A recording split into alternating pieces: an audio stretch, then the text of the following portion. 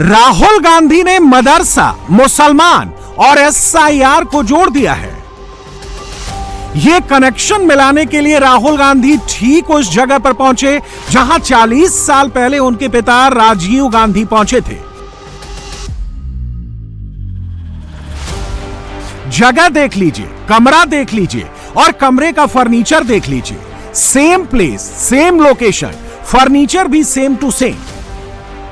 1985 में तब के प्रधानमंत्री राजीव गांधी मुंगेर के खानकाह रहमानी मदरसा आए थे। तब बिहार के चीफ मिनिस्टर चंद्रशेखर सिंह भी उनके साथ थे।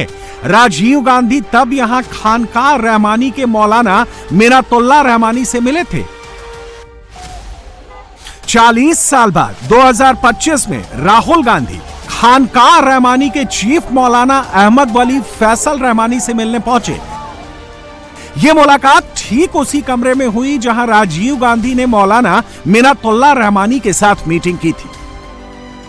राहुल गांधी जिनसे मिले हैं वो मौलाना फैसल रहमानी कोई मामूली शख्सियत नहीं है। वो इमारते शरिया के चीफ हैं, all India Muslim personal law board के सेक्रेटरी हैं और इन दिनों बिहार, झारखंड और बंगाल में मुसलमानों के सबसे बड़े नेता हैं।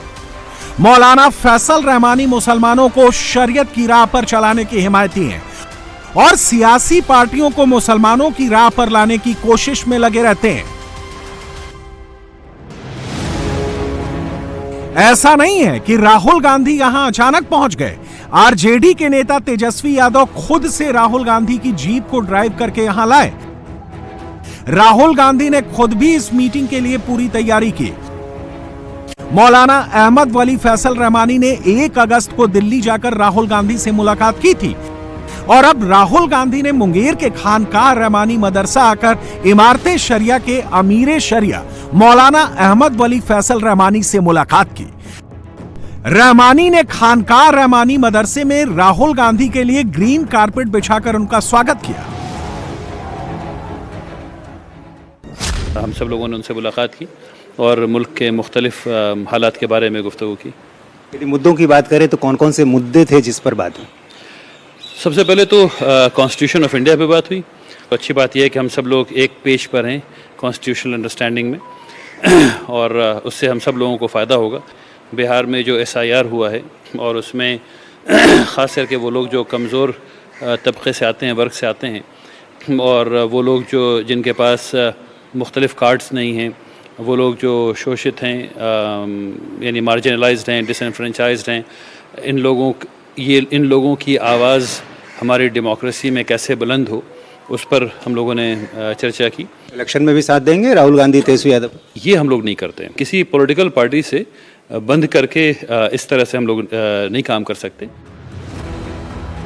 इमारते शरिया के चीफ मौलाना फैसल रहमानी कभी बिहार के मुख्यमंत्री नीतीश कुमार के करीब हुआ करते थे, लेकिन जब से नीतीश की पार्टी ने वक्फ बिल पर मोदी का साथ दिया, इमारते शरिया के रहमानी ने नीतीश कुमार से तौबा कर ली। खानकाह रहमानी वाले मौलाना का आइडिया अब राहुल गांधी से मैच होता है। मौलाना को मोदी नीतीश से टक्कर लेने के लिए कोई सहारा चाहिए, इसीलिए रहमानी ने राहुल तेजस्वी के लिए ग्रीन कारपेट बिछाया।